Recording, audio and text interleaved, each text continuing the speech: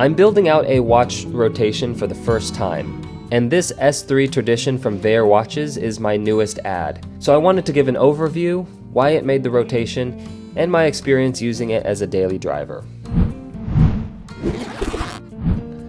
I'm newly getting into watches, and I'm trying not to go too hard too fast with the collecting. So this S3 tradition caught my eye as an everyday field watch. And I'll start with the size. My tiny 6.5-inch wrists look best with sub 40mm cases, and at 36mm, this S3 actually felt too small when I put it on first, but I got used to it.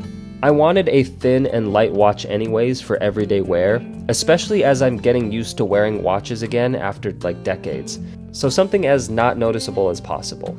For comparison, here's the Seiko 5 Sport. It doesn't look much larger side by side, but it wears bigger because of the thickness added by that bezel, and of course the bracelet versus the strap choice affects how it looks, and I'll show that a little later.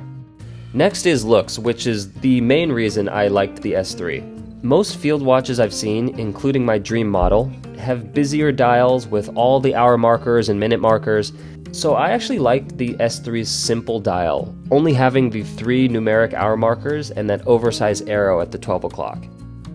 I actually do use my watch to check the time, but being a 90s kid who grew up in the cell phone era, I'm not as quick at reading analog clocks as my parents' generation. I think the most experience I had with analog was counting down the minutes until class was over.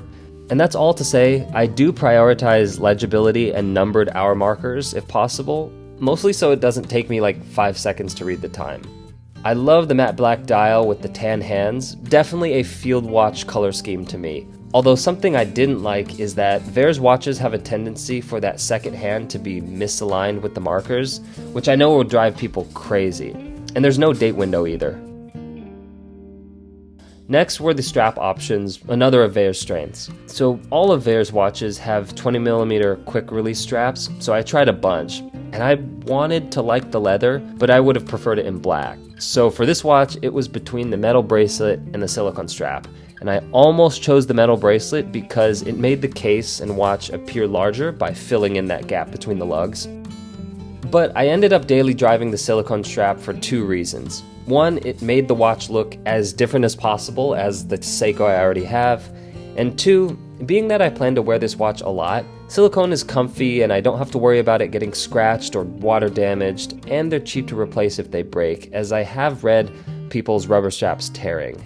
Moving to functionality, I liked the locking screw-down crown for water resistance. Again, one less thing to think about if I'm doing dishes or giving my kid a bath or something. And at $180, the S3 actually has a sapphire crystal, which was great to see. But maybe it was the flat shape or the coating or the dial color, but I could slightly see my fingerprints at certain angles, which I didn't experience on my Seiko with the Hardlex crystal. I'll take sapphire any day for extra scratch resistance, and the fingerprints didn't affect legibility, but if I'm nitpicking, it was something I noticed. Quartz movement was convenient for wearing almost every day and not having to set the time, but I'll admit, I love automatic watches, and Vaer does offer this in automatic, maybe one day.